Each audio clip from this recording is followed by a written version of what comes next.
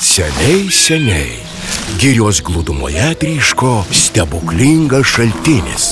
Kartą jo vandens paragavo medžioklę ištroškęs Gediminas. Au!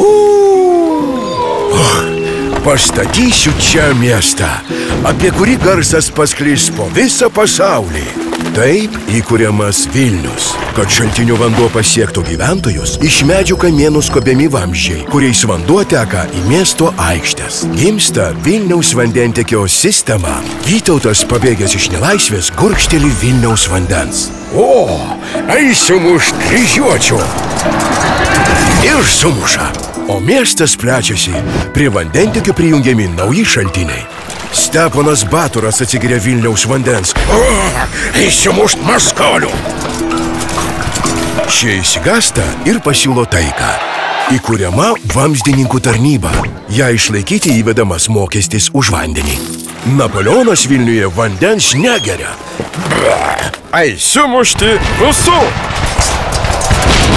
Ir rusai sumuša Napoleoną.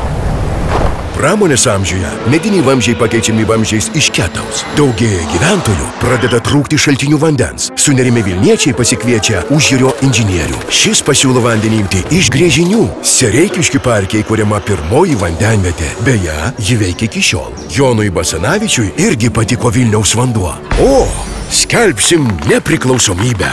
Ir žinoma, paskelbę. Tačiau neilgai Vilniečiai džiaugiasi laisvę.